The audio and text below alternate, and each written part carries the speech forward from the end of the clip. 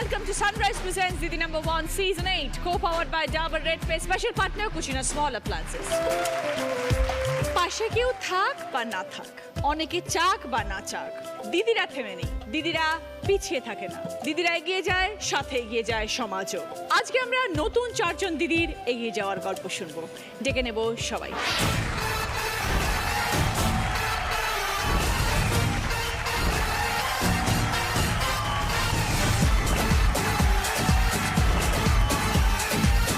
সুগন্ধা মুখোপাধ্যায়। নমস্কার দিদি, আমি রিষড়া থেকে এসেছি। আত্মবিশ্বাস এবং কঠোর পরিশ্রমের মাধ্যমে কিভাবে আমি আমার জীবনের প্রতিকূলতাকে জয় করেছি, আজ সেই গল্পই আমি তোমার সাথে করতে এসেছি। শুনবো তোমার সব গল্প। সুগন্ধা কৈশিয়াস। নমস্কার দিদি, আমি শহরাফুলি থেকে এসেছি। আমার বিবাহিত জীবনের কিছু কথা আর আমার ছোটবেলার কিছু কথা তোমার সাথে গল্প করতে এসেছি। শুনবো তোমার গল্প। শেখ হাসিনা বানু। নমস্কার দিদি, আমি জলপাইগুড়ি জেলা ক্রান্তির থেকে এসেছি। আমি বিনামূল্যে 75টা বাচ্চাকে পড়াই, সেই গল্প আপনার সাথে আজকে করতে এসেছি।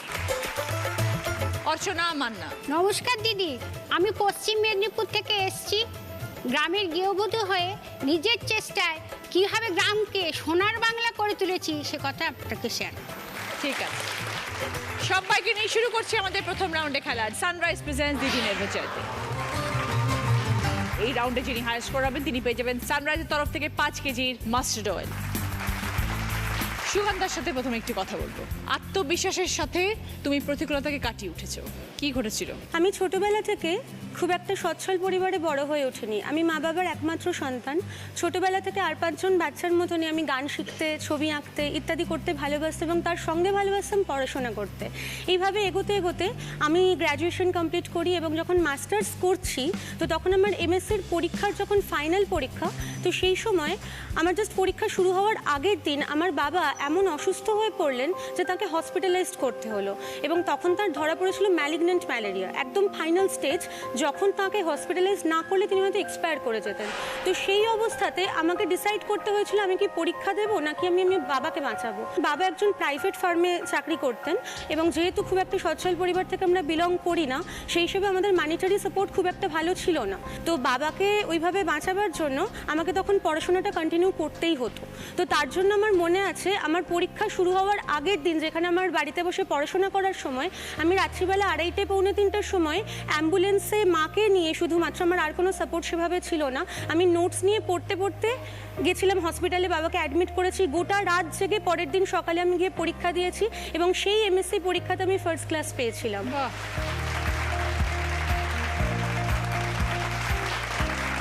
এইভাবে চলতে চলতে আমার পড়াশোনা আরও এগোতে থাকে এবং ইতিমধ্যে আমি যখন গ্র্যাজুয়েশন করছিলাম তার কিছুদিন আগে, তখন আমার সঙ্গে একটি ছেলের পরিচয় হয় এবং যাকে আমি খুবই ভালোবাসতাম এবং মনে করেছিলাম হয়তো জীবন সঙ্গী হিসেবে তাকে আমি পাবো। তো এইভাবে চলতে চলতে যখন আমাদের 5 বছর সম্পর্কের কেটে গেল, তখন সেই ছেলেটির সঙ্গে আমার বাড়িতে বিয়ের পাকা কথার একটা আয়োজন হয়। কিন্তু আমি আশ্চর্য হয়েছিলাম তার ব্যবহারে, কারণ তাদের বাড়ি থেকে আমাদের পরিবারের সমস্ত অবস্থা জেনেও যে বাবা অসুস্থ, আমার বাবা একজন প্রাইভেট ফার্মে চাকরি করতেন, সব কিছু জানার পরেতেও তারা আমাদের পরিবারের ওপর একটা হিউজ অ্যামাউন্টের ডাউরি চাপিয়ে দেয়। তাদের আরও একটা টেন্ডেন্সি ছিল যে কিভাবে আমার পড়াশোনাটাকে তারা বন্ধ করতে পারে।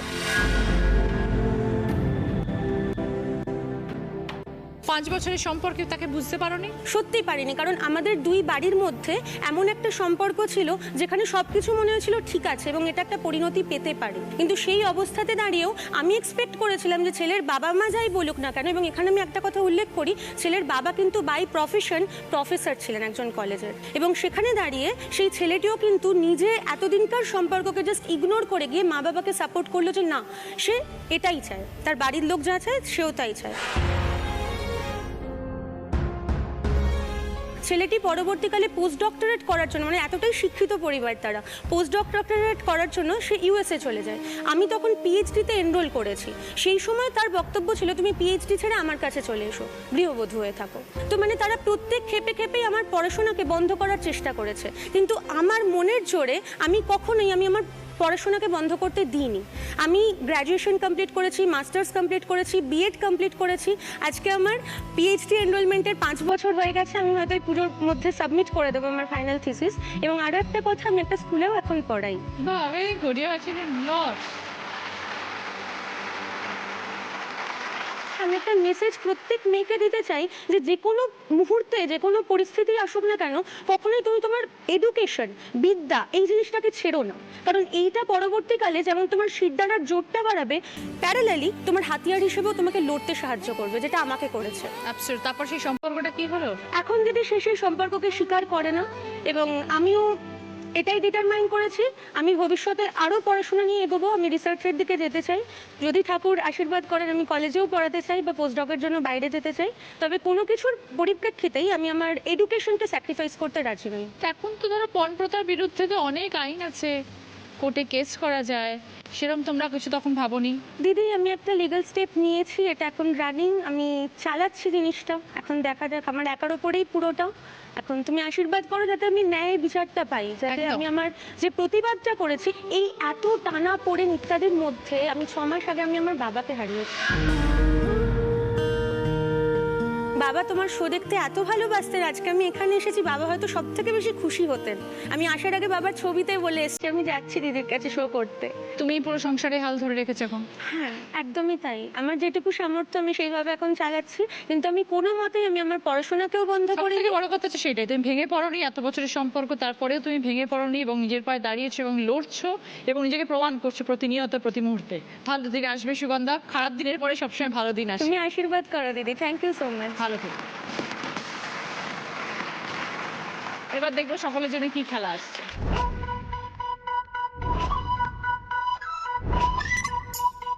খেলাটা হচ্ছে একটা কুমড়ো আর দু সাইডে দু রকমের বল দেখতে পাচ্ছি, কুমড়োর মধ্যে ঢুকে যেতে হবে, কুমড়োটা পরিয়ে দেওয়া হবে তোমাদেরকে। দু হাত দিয়ে একদিকে সবুজ বল তুলবে, একদিকে লাল বল তুলবে, সোজা যাবে এবং ঝুড়ির মধ্যে বলগুলোকে রাখতে হবে। 30 সেকেন্ড সময়। কে সব থেকে বেশি বল ওই খালি ঝুড়ির মধ্যে রাখতে পারে, যে সব থেকে বেশি বল কালেক্ট করবে সে 20 পয়েন্টস বা 15 পয়েন্টস, 10 পয়েন্টস, 5 পয়েন্টস। প্রথমে খেলতে আসছে সুগন্ধা।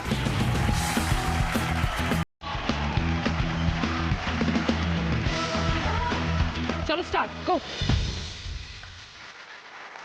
দৌড়াও।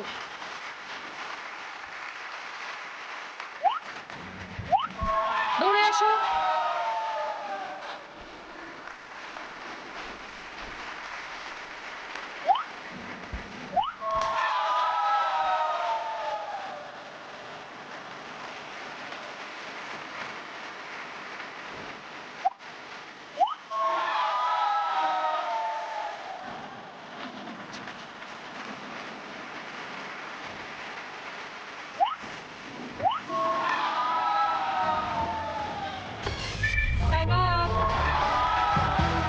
সুগন্ধা 30 সেকেন্ডে 8টা বল কালেক্ট করেছে।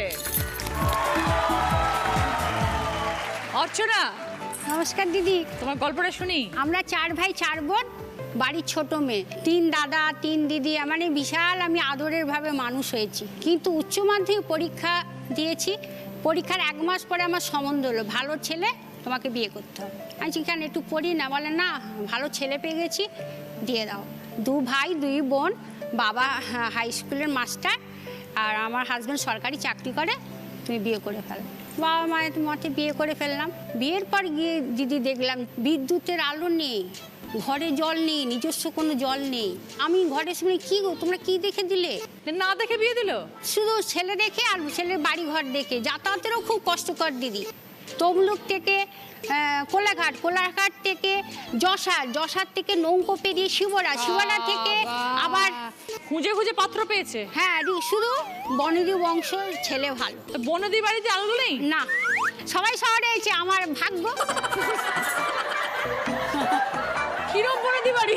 ওই যে সরকারি চাকরি করে, ফ্যামিলি ভালো, এডুকেটেড, পড়াশোনা জানে। আমরা যেমন আমাদের সরকারি সব চাকরিজীবী, এদেরও তারপর চাকরি। তুমি ওখানে গিয়ে কি করতে? এখানে তো কিছুই করতাম না, সেখানে সব খড় জাল দিয়ে রান্না, পুকুর জলে রান্না হচ্ছে। আমি বলছি, এই কি পুকুর জলে কি ভাত হচ্ছে, তরকারি হচ্ছে, পুকুর জলে রান্না শুধু হচ্ছে? একটা হাঁড়ি আর একটা কলসি বালতি নিয়ে শুধু খাওয়ার জলটা, বলে ওইটা খরচ করলে চলবে না, ওইটা রেখে দাও। থেকে আসতো আমাদের নিয়ে আসতো সরকারি একটা নলকূপ, সে 1 কিলোমিটার পর হয়ে। কিন্তু এরকম ভাবে নিজেকে যেন আমার কেমন লাগছে, বাবা আমি কি করে মানিয়ে নেব। দিদি 20 বছর ঠিক এরকম ভাবে আমি নিজেকে মানিয়ে নিয়েছি। 20 বছর এইভাবে চলেছে? হ্যাঁ। নমস্কার। তো 20 বছরে কিছুই হ্যাঁ বদলালো না? করেছি। তারপরে আমি আমার স্বামীকে বললাম আমি পারবো না, পাচ্ছি না, আমি নিজেকে, হ্যাঁ আমি একটা কিছু করতে চাই। আমার নিজের স্বামীর পয়সা, আমার নিজের গয়না গাটি বিক্রি করে দিয়ে আমি নিজের ঘরে পাঁচকুয়া করলাম। আচ্ছা, জলের সমস্যা গেল, বিদ্যুতের জন্য তখনকার দিনে 30,000 টাকার দরকার ছিল। পুরো গ্রামে বিদ্যুৎ আনবে বলে শ্বশুরমশাই কিছু টাকা দিল, আর বাদ বাকি সব সমস্ত মানুষকে নিয়ে, গ্রামের মানুষকে নিয়ে বাড়ি বাড়ি চাঁদা তুলে খুঁটি নিয়ে এলাম ইলেকট্রিকের। সেই উদ্যোক্তাটা আপনি নিলেন? হ্যাঁ, তখন মেয়েরা ওখানে বেরোতো না দিদি, বলে মেয়ে মানুষ কি বেরোবে? আচ্ছা, কেন বেরোলে কি হবে? মেয়ে মানুষ বেরোলে কথা বললে বাজে হয়ে যাবে। আচ্ছা, কেন? ওরাও মানুষ, আমরা মানুষ, আমাদের কথার যদি ওদেরকে না বলতে পারে ওরা জানবে কি করে? তারপরে আমরা অঞ্চল প্রধানের কাছে গেলাম, যে আমাদের করে দিতে হবে, আমাদের খুব লাইটের দরকার, খুব কষ্টকর দিদি, কি করব? বলতে ওরা লাইটের ব্যবস্থা করে দিল। এখন জল, তারপরে তোমাদের গ্রামে এখন লাইট? হ্যাঁ, লাইট, এমনকি রাস্তাঘাটও হয়েছে। সব মেয়েদের নিয়ে তোমরা চলো, স্বনির্ভর গোষ্ঠী তৈরি করেছি। আচ্ছা, হ্যাঁ, আমি না যাই, তোমরা চলো, আমি আছি, আমি প্রথমে আছি, তোমরা এসো। স্বনির্ভর গোষ্ঠী হচ্ছে, তারা নিজেরা নিজেদের অর্থ উপার্জন করছে। আমার নিজের গয়না টানা দিয়ে কিছু ওদেরকে সাহায্য করেছি। আপনি উদ্যোগ নিয়েছেন তার মানে পুরো, আর সেটাতে আপনার বিদ্যুৎ এসছে গ্রামে? হ্যাঁ, আবার জল এসেছে, গ্রামে গ্রামে সজল ধারা হয়েছে। পুরো স্বাস্থ্যকেন্দ্র ছিল না। আচ্ছা, না বাঁচবে কি করে মানুষ? আপনারা একটা ব্যবস্থা করুন। পঞ্চায়েতের উদ্যোগে ওরা স্বাস্থ্যকেন্দ্র তৈরি করেছে। তার মানে আপনার যে স্বাস্থ্য কেন্দ্র শুরু করলেন, তার আগে কোনো হাসপাতালও ছিল না? কিচ্ছু নেই। কোথায়, এটা কোন গ্রাম? এটা যোধঘনশ্যাম, পশ্চিম মেদিনীপুর। হাসপাতালে আসতে হতো তমলুক নালে ঘাটা। মেয়ের কিছু অসুখ হয়ে গেলে দিদি, একটা নদী পার হয়ে মেয়েকে নিয়ে আমি ডাক্তারখানায় যাচ্ছি, সামনে সাপ। সেই জায়গা এখন অনেক উন্নত, রাস্তার ঘাট হয়েছে, বিদ্যুতের আলো এসেছে, ঘরে ঘরে সজল ধারা হয়েছে। গ্রামের মানুষ তো অর্চনা মান্নাকে খুব ভালোবাসে তাহলে? হ্যাঁ, বিশাল ভালোবাসে। টাকা পয়সা অনেক থাকবে, কিন্তু একটা জিনিস করে গেছি, মরে গেলে তো আমার নাম করবে না। খুব ভালো অর্চনা, ভালো লাগলো। আমাদের অনেক এখন এরকম প্রত্যন্ত গ্রাম আছে পশ্চিমবঙ্গে, যেখানে এখনো বিদ্যুৎ নেই, জলের সমস্যা, হাসপাতাল নেই। প্রত্যেকটা গ্রামে এরকম একজন অর্চনা মান্না দরকার।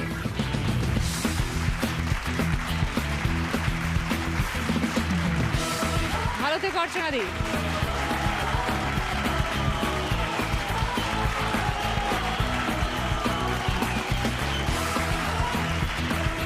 স্টার্ট। পড়ে যাবে না, সাবধানে।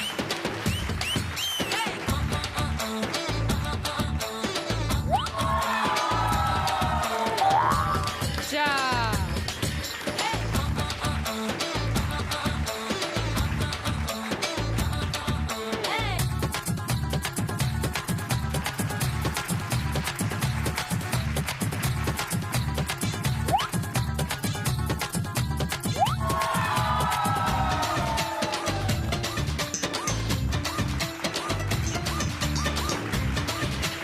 দৌড়াও।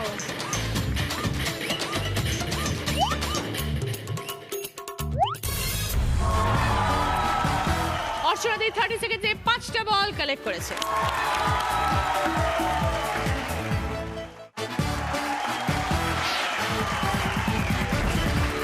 ফিরে এলাম ব্রেকের পর। আপনারা দেখছেন sunrise presents Didi number 1 season 8, co-powered by Dabur Red Paste, special partner Cucina Small Appliances। Hasina, 75 জন বাচ্চাকে নিয়ে তুমি স্কুল চালাচ্ছ, কিভাবে শুরু হলো এটা? আমি ছোট থেকে খুব কষ্ট করে পড়াশোনা করেছি। আমরা 2 বোন 1 ভাই। আমার বাবা কৃষিকাজ করে আমাদের পড়াশোনা করিয়েছেন। আমি যেখানে থাকি সেইখানটায় বেশিরভাগই চা বাগান। কোথায়? জলপাইগুড়ি জেলা আমাদের ক্রান্তি, সেখানে বেশিরভাগই চা বাগান। ওখানকার বাচ্চাগুলো পড়াশোনা করে না। মাধ্যমিক দিয়ে আমি বাবাকে বলেছিলাম, বাবা আমি এদের জন্য কিছু করতে চাই। বাচ্চাদের কাছে যাই, দেখা করতে যাই, দেখি আমার মতো কতগুলো মেয়ে আছে যেগুলো ছেঁড়া জামা কাপড় পরে ঘুরে, ছোট ছোট বাচ্চারা পায়ে চটি নেই, রাতে বর্ষার সময় তারা খুব গরিব, অর্থাভাবে করতে পারে না, খুবই অবস্থা খারাপ।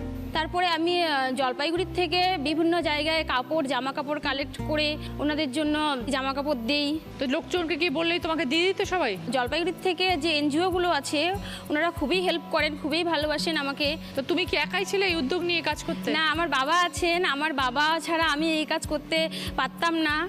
আমার বাবা সবসময় সাপোর্ট করেন, আমার বাড়ির পরিবারও সবাই আমাকে খুব ভালো সাপোর্ট করেন। 75 জন বাচ্চাকে পড়াও কি নিজের বাড়িতে পড়াও না স্কুলে পড়াও? আমার বাড়িতে কোনো ব্যবস্থা নেই, কোনো স্কুলের ব্যবস্থা নেই, বাড়িতে উঠানের মধ্যেই 75 জন বাচ্চাকে পড়াই আমি। তারা কি সব ছোট ছোট বাচ্চা? ছোট ছোট বাচ্চা, 1 থেকে 8 অবধি আমার বাচ্চাগুলো আছে। তো হঠাৎ করে কেন শুরু করার কথা ভাবলে? তাদের তো বইপত্র সবকিছু তো তোমার লাগে। সবকিছু আমার নিজের খরচে সবকিছু দিই, আমি নিজের খরচেই চালাই, ওদেরকে বই খাতা কলম সবকিছু আমি নিজেই দিই। তারা কেউ স্কুলে যায় না? তো আমার বাচ্চাগুলোর মধ্যে 9 জন বাচ্চা স্কুল ছুট আছে। তাদেরকে স্কুলে ভর্তি করার কথা আমি ভাবছো না? স্কুলের সাথে আলোচনা করেছিলাম, তো ওনারা বলেছিলেন বাচ্চাদের আধার কার্ড নেই, ওনারা বলেছিলেন বাচ্চাদের আধার কার্ড হবে তারপরে অ্যাডমিশন হবে, নাহলে হবে না।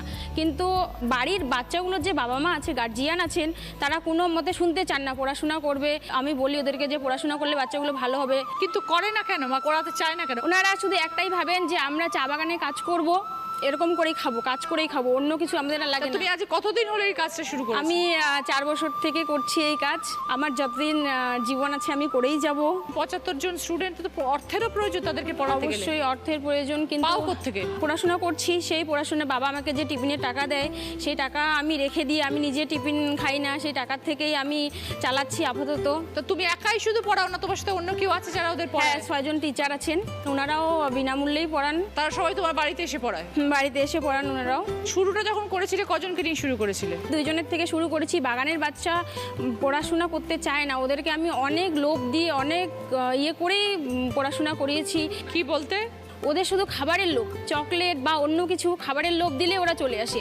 আর আমার যেগুলো বাচ্চা পড়াই, আমি বাচ্চাদের জন্য জামা কাপড়, নতুন কাপড় তো আমি দিতে পারি না, এতটা আমার সামর্থ্য নেই, পুরনো কাপড়েই আমি ওদেরকে দিই। আর খাবারের ব্যবস্থাও তোমায় তাহলে করতে হতো? আমি যে কন্যাশ্রী টাকা পেয়েছিলাম সেই টাকা দিয়ে আমি এখনো অবধি চালাচ্ছি। আমি বাবাকে বলেছিলাম, বাবা এই টাকা আমি নিজের কাজে লাগাবো না, আমি বাচ্চাদের পিছনেই এই টাকা খরচ করব। তো তুমি যখন এই টাকাটা পেলে, যখন ভাবলে যে এরমভাবে আমি টাকাটাকে বাচ্চাদেরকে পড়িয়ে এই টাকাটা কাজে লাগাবো, তখন পরিবারের আপত্তি ছিল না? না না, বাড়িতে আর সবাই সাপোর্ট করেন আমাকে।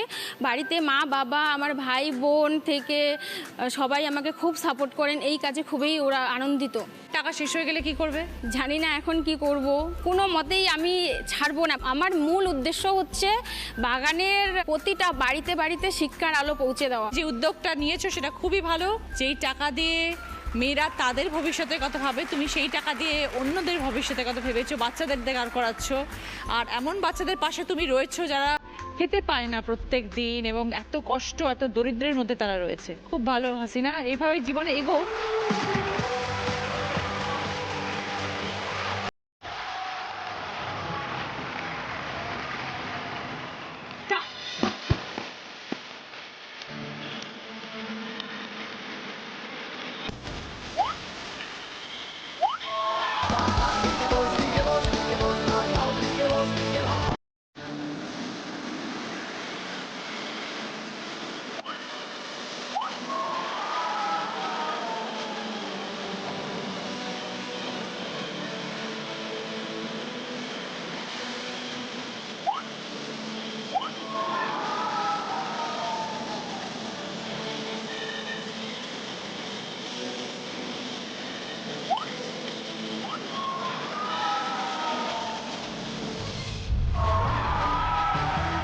হাসিনা 30 সেকেন্ডে 8টা বল কালেক্ট করেছে।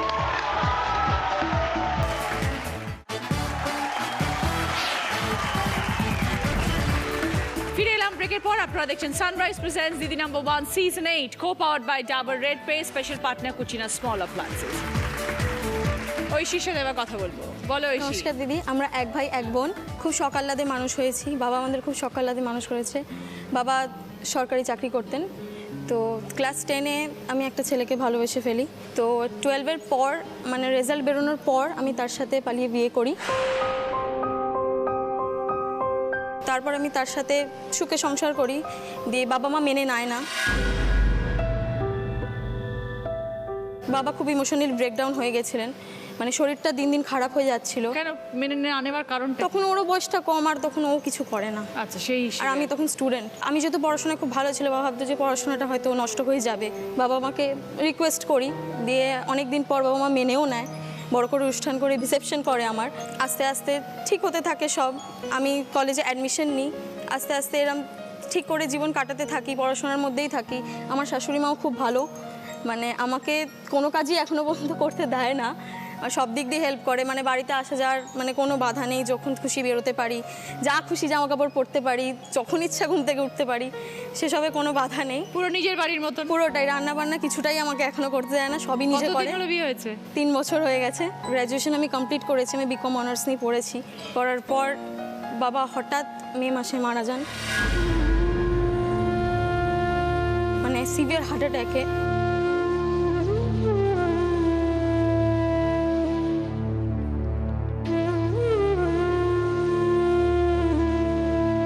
বাবার লাস্ট ইচ্ছা ছিল যে আমি WBCS নিয়ে পড়ি, আর সেটা আমি ভর্তি হয়েছি আর পড়ছি, আর আশা করি অফিসারও হয়ে যাব।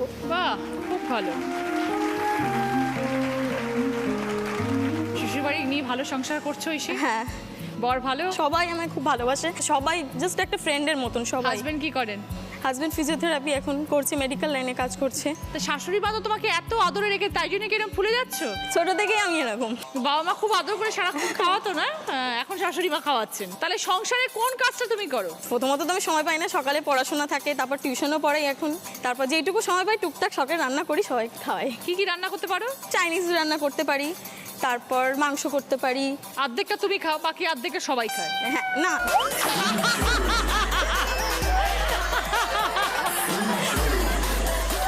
ভালো থেকো ঐশী, সংসার শুরু করেছো, সুন্দর করে সংসার করো। মাঝে মাঝে শাশুড়ি মার থেকে একটু কাজ শিখে নাও, ঘুমোলে হবে না, আরও ফুলে যাবে। একটুখানি বাড়ির কাজকর্ম করতে হবে পড়াশোনার সাথে সাথে। খুব ভালো থেকো।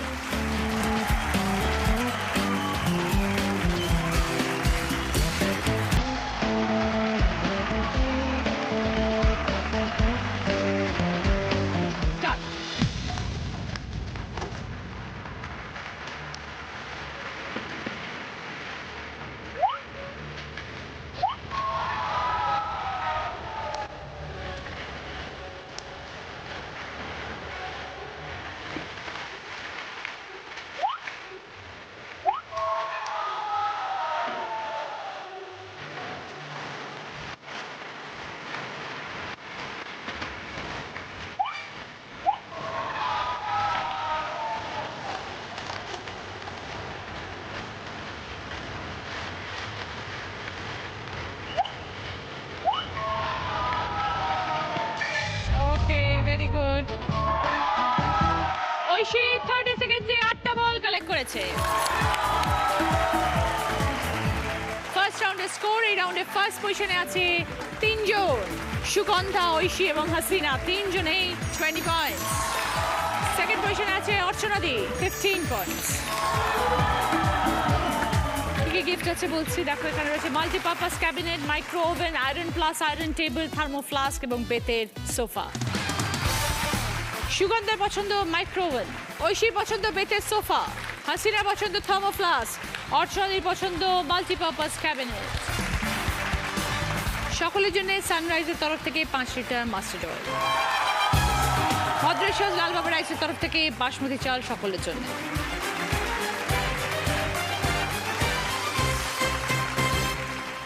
ওহে ডান পেটে ছোকরা, পেট রোগা যত লোকরা, আলো ভোলা গভীর বোধ বুদ্ধিমান।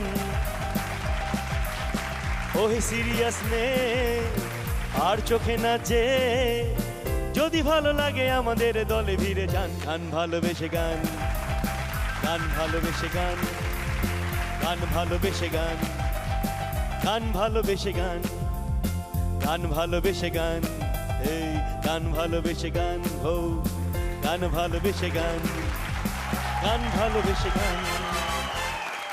আজকের আমাদের স্পেশাল গেস্ট রূপলদা। শুরু করবো আমাদের second round. Kutchina small appliances presents হয় তুমি নয় আমি। এই রাউন্ডে যিনি হায়ার স্কোর হবে তিনি পেয়ে যাবেন কুচিনা স্মল অ্যাপ্লায়েন্সের তরফ থেকে একটি সুন্দর গিফট। প্রথম গানের প্রশ্ন সঠিক উত্তর দিলে গিফট পাবে হচ্ছে সানকুইকের তরফ থেকে প্রেসার কুকার। টিভি স্ক্রিনে আসছে অনেকগুলো অক্ষর, ঘোরাঘুরি করবে, একটি অক্ষরে এসে আটকে যাবে। যেই অক্ষরে এসে আটকাবে সেই অক্ষর দিয়ে সঙ্গে সঙ্গে বাজার প্রেস করে গান শুরু করতে হবে।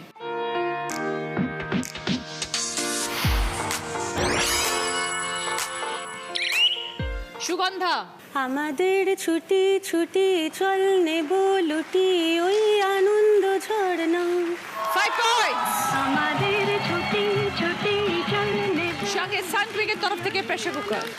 একটা দিয়ে গান শোনাও। আমি টাকডুম বাজাই, আমি টাকডুম বাজাই বাংলাদেশের ঢোল, আমি টাকডুম বাজাই বাংলাদেশের ঢোল। সব ভুলে যাই, আমি সব ভুলে যাই, তাও ভুলি নাই বাংলা মায়ের কোল। টাকডুম বাজাই। দ্বিতীয় গানের প্রশ্ন, রাইট আনসার দিলে গিফট পাবে শ্রী ও শ্রীজি কালেকশনের তরফ থেকে গোল্ড প্লেটেড জুয়েলারি সেট। ছেঁড়া ঘুড়ি রঙিন বল, এইটুকুই সম্বল। আর ছিল রোদ্দুরে পাওয়া বিকেল বেলা, বাজে বকা রাত্রি দিন, অ্যাস্টেরিক্স টিনটিন। এলো মেলো কথা উড়ে যেত হাসির ঠেলায়, সে হাসি ছুটে যেত গোধূলি মিছিলে, সবার আলোক খেতে তুমিও কি ছিলে। সে হাসি ছুটে যেত গোধূলি মিছিলে, সবার আলোক খেতে তুমিও কি ছিলে। হাওয়ায় হাওয়ায় হাওয়ায় হাওয়ায় বন্ধু তোমায় গান শোনাবো বিকেল বেলায়, বন্ধু তোমায় গান শোনাবো বিকেল বেলায়। গানের কথা অনুযায়ী বন্ধুকে কি শোনানোর কথা বলা হয়েছে? হাসি ছুটে যেত গোধূলি মিছিলে, সবার আলোক খেতে তুমিও কি ছিলে। হাওয়ায় হাওয়ায় বলো অর্চনা দি। গান শোনার কথা বলা হয়েছে। 5 পয়েন্টস। গান শোনাবো বিকেল। সঙ্গে শ্রী ও শ্রীজি কালেকশনের তরফ থেকে গোল্ড প্লেটেড জুয়েলারি সেট। 3 নম্বর গানের প্রশ্ন, সঠিক উত্তর দিলে গিফট পাবে ইলেকট্রিক প্যান। পাগল হাওয়া কি আমার মতো তুমিও হারিয়ে গেলে, ফুলের বনে হাজারো রঙের মেলায়, সুরভি লুটের খেলায় তারে নাহি পেলে। পাগল হাওয়া। গানে কটি রঙের কথা বলা হয়েছে?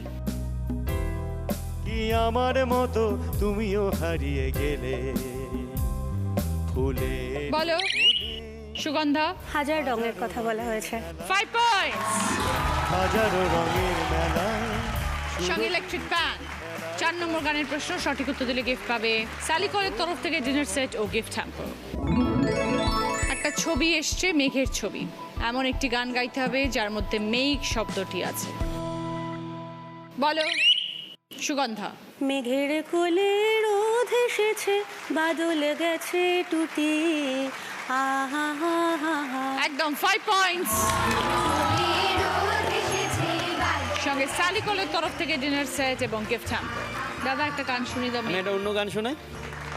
এই মেঘলা দিনে একলা ঘরে থাকে না তো মন, কাছে যাব কবে পাবো ওগো তোমার নিমন্ত্রণ। এই মেঘলা দিনে একলা ঘরে থাকে না তো মন, কাছে যাব কবে পাবো ওগো তোমার নিমন্ত্রণ। শেষ গানের প্রশ্ন, সঠিক উত্তর দিলে গিফট পাবে ইলেকট্রিক কেটল। আমি আজ ভেঙে দেবো জোড়া ফুলদানি, বড়দের টিভি খুলে খেলতে যাওয়ানি, ছুঁচো বাজি ছেড়ে দেবো ঠাকুমার ঘরে। একটাই ডেঞ্জার, জুজু যদি ধরে, জুজু যদি থাপড়ায় ল্যাম্পোস্ট কানা, লরি হয়ে যাবে মারুতির ছানা। ন্যাচ তুলে হুড়ো দিলে জানো না কি চিজ, হাত জোর করে বল প্লিজ প্লিজ প্লিজ। জুজু জুজু আমাকে থাপা দিও না, জুজু জুজু তুমি তো জুজু শোনা। এ জুজু আমাকে থাবা দিও না। এ জুজু তুমি তো জুজু শোনা। গানে একটা সম্পর্কের কথা বলা হয়েছে, সেইটা কি বলতে হবে? আমি আজ ভেঙে দেবো জোড়া ফুলদানি, বড়দের টিভি খুলে খেলতে যাওয়ানি, ছুঁচো বাজি ছেড়ে দেবো ঠাকুমার ঘরে। বলো সুগন্ধা। ঠাকুমার ঘরে, ঠাকুমা। 5 পয়েন্টস। ছুঁচো বাজি ছেড়ে দেবো ঠাকুমার ঘরে। সঙ্গে ইলেকট্রিক কেটল। এই রাউন্ডে high scorer Sugandha, 20 points. Sugandha এসে গেল। মারুতির ছানা। কুচিনা স্মল অ্যাপ্লায়েন্স তরফ থেকে স্যান্ডউইচ মেকার সুগন্ধা। বল প্লিজ প্লিজ প্লিজ জুজু জুজু আমাকে থাবা দিও না। জু জু জু জু। শুরু করছি আমাদের third round, Dabur red paste presents কার দৌড় কত দূর।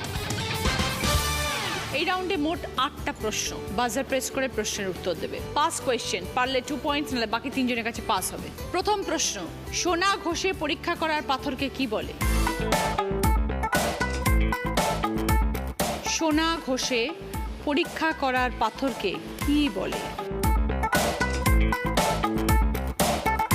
বলো সুগন্ধা। কোষ্টি পাথর। 2 পয়েন্টস। 2 নম্বর প্রশ্ন, অনিন্দিতা, কনিনিকা, মালবিকা কোনটি আঙুলের নাম? অনিন্দিতা, কনিনিকা, মালবিকা কোনটি আঙুলের নাম? বলো।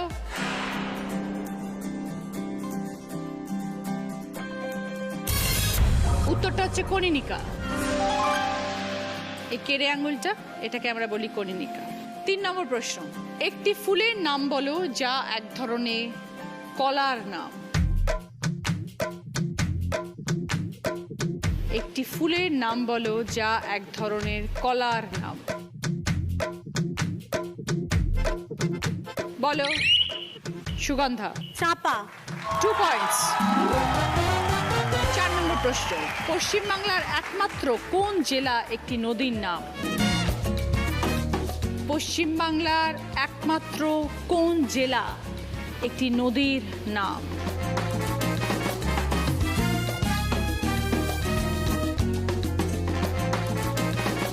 বলো ঐশী। হুগলি। একদম। 2 পয়েন্টস। 5 নম্বর প্রশ্ন, শিশুদের খেলনা যা নাড়ালে শব্দ হয় তাকে কি বলে?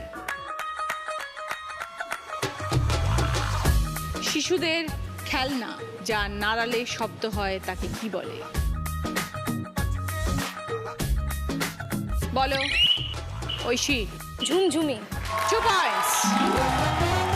6 নম্বর প্রশ্ন, কোন তেলে ভাজা একটি রঙের নাম? কোন তেলে ভাজা একটি রঙের নাম?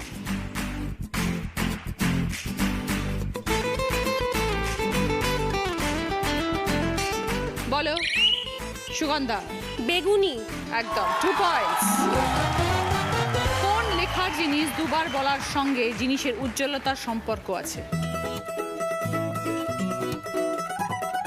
কোন লেখার জিনিস দুবার বলার সঙ্গে জিনিসের উজ্জ্বলতার সম্পর্ক আছে? বলো সুগন্ধা। চক। একদম। 2 পয়েন্টস। চক চক, উজ্জ্বলতা আর চক দিয়ে আমরা লিখি। 8 নম্বর প্রশ্ন, মাছ ধরার টোপের সঙ্গে কোন সংখ্যার সম্পর্ক? মাছ ধরার টোপের সঙ্গে কোন সংখ্যার সম্পর্ক? বলো সুগন্ধা। 4। একদম। 2 পয়েন্টস। এই রাউন্ডে হাইস্ট করার সুগন্ধা 10 পয়েন্টস। এসে সুগন্ধা।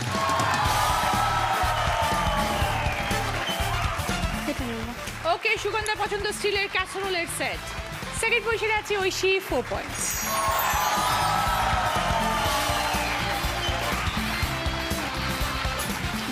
ওকে, ঐশীর জন্য মিষ্টির কথার তরফ থেকে কেকস, কুকিজ এবং জুস গ্লাসের সেট।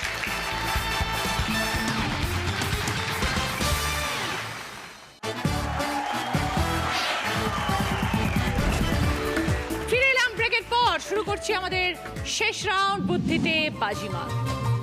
যিনি আজ দিদি নাম্বার 1 হবেন তিনি পেয়ে যাবেন মুখরোচক চানাচুরের তরফ থেকে গিফট হ্যাম্পার, ওরিয়েন্ট জুয়েলার্সের তরফ থেকে সোনার হার। প্রথম প্রশ্ন, সঠিক উত্তর দিলে গিফট পাবে টেবিল ফ্যান। চিরুনি, সিংহ, খিচুড়ি, একটা করে অক্ষর নেবে। প্রথম শব্দ থেকে একটা লেটার, তারপর শব্দ থেকে একটা লেটার, 3টে মিলিয়ে একটা অর্থপূর্ণ শব্দ।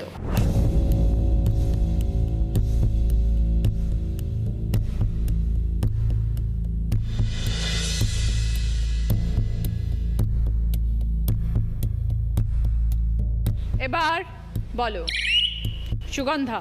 চিংড়ি। বোঝাও। চিরুনির চি, সিংহ থেকে অনুস্বর আর খিচুড়ির ডয়সনরয় হর্ষই।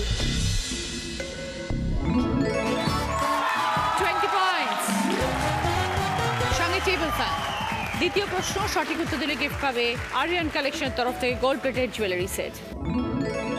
পথ চলতে গিয়ে পেলাম চেনা তো নয় শক্ত, তারকেশ্বর যাচ্ছে দেখো ভোলে বাবার ভক্ত।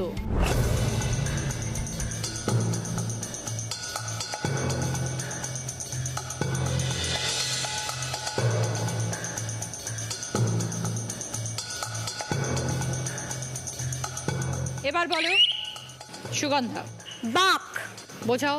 পথ চলতে গিয়ে পেলাম চেনা তো নয় শক্ত, আমরা পথ চলতে গিয়ে বাঁক পাই এবং বাঁক দেখলে আমরা রাস্তা মানে সোজা হয়ে যায় আর কি চেনা। তারকেশ্বর যাচ্ছে দেখো ভোলে বাবার ভক্ত, তারকেশ্বর যে জলযাত্রীরা যায় তারা কাঁধে বাঁক নিয়ে যায়। 20 পয়েন্টস। সঙ্গে আরিয়ান কালেকশনের তরফ থেকে গোল্ড প্লেটেড জুয়েলারি সেট। 3 নম্বর প্রশ্ন রাইট আনসার দিলে গিফট পাবে বেনারসি নিকেতনের তরফ থেকে শাড়ি। তোমার মামাতুতো ভাই, তার একমাত্র পিসে মশাই, তার একমাত্র শালিকা তোমার কে?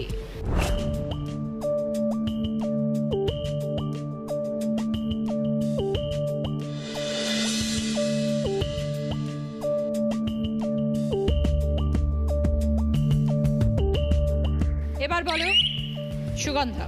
আমার মাসি। বোঝাও। আমার মামাতো ভাই, তার একমাত্র পিসেমশাই আমার বাবা হন, তার একমাত্র শালিকা আমার মায়ের বোন মাসি। 20 পয়েন্টস। সঙ্গে বেনারসি নিকেতনের তরফ থেকে শাড়ি। 4 নম্বর প্রশ্ন সঠিক উত্তর দিলে গিফট পাবে সিধু চাকি ফ্রেশ আটার তরফ থেকে 4.1 অডিও স্পিকার এবং গিফট হ্যাম্পার। ওপর নিচের ক্লু। প্রয়োজনে আমি তোমার, করে যাব উপকার। পাশাপাশি ক্লু। বিকল্প যার আজও নেই, সাফল্য আসবেই।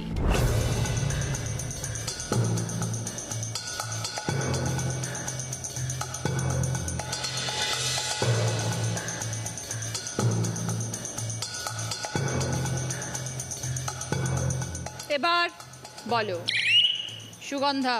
পরোপকার, পরিশ্রম। 20 পয়েন্টস। সঙ্গে সিধু চাকি ফ্রেশ আটার তরফ থেকে 4.1 অডিও স্পিকার এবং গিফট হ্যাম্পার। 5 নম্বর প্রশ্ন সঠিক উত্তর দিলে গিফট পাবে কিচেন চিমনি। শেষ প্রশ্ন 30 পয়েন্টসের আনসার।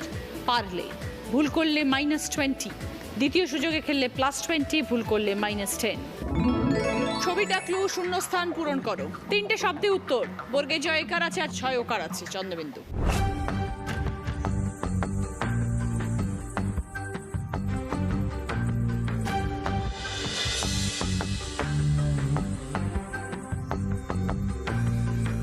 এবার বলো অর্চনাদি।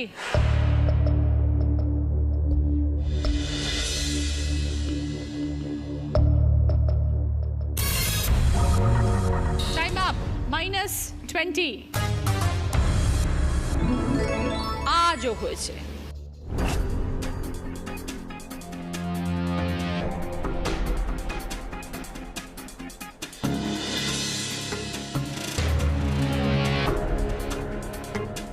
এবার বলো ঐশী। আন্দাজে ঢিল ছোড়া। ঐশী বলছে আন্দাজে ঢিল ছোড়া। যদি সঠিক হয় তবে 20 পয়েন্টস। 20 পয়েন্টস। সঙ্গে কিচেন চিমনি। পুরো পর্ব জুড়ে আজকে দুর্দান্ত পারফরমেন্স, যার সেই আজকের উইনার। আজকে দিদি number 1 Sugandha Mukhopadhyay with 130 points. এবার সুগন্ধার জন্য রয়েছে জ্যাকপট রাউন্ড, যেটা খেলে জিততে পারলে পাবে জি বাংলা এবং সেনকো গোল্ড ডায়মন্ডসের তরফ থেকে সোনার গিফট। 5টা শব্দ সুগন্ধা, 20 সেকেন্ডস টাইম, রিভার্সে উত্তর। সময় শুরু হচ্ছে এখন। স্টার্ট। কালো জিরে, সাদা সিদে, দুধ সাদা, কালো জাম, রাঙা জবা। রাঙা জবা, দুধ সাদা,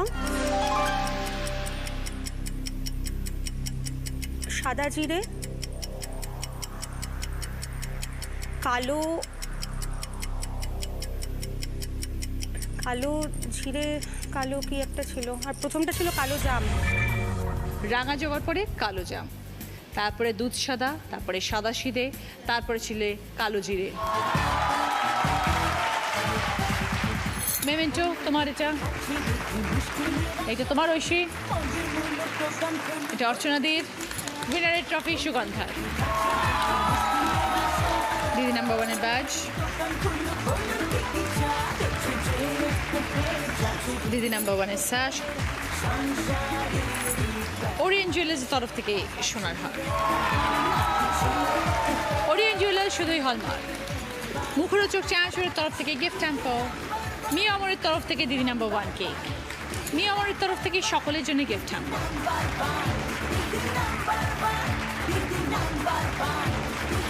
সানরাইজের তরফ থেকে সকলের জন্য গিফট হ্যাম্পার।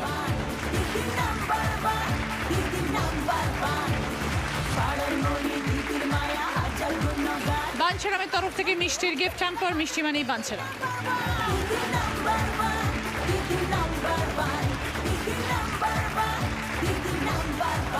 সকলের থেকে বিদায় চাইছি। আশা করি আমাদের এই পর্ব আপনাদের ভালো লেগেছে। আগামীকাল দেখা হবে, ভালো থাকবেন। এরপরে আপনারা দেখবেন জয়ী।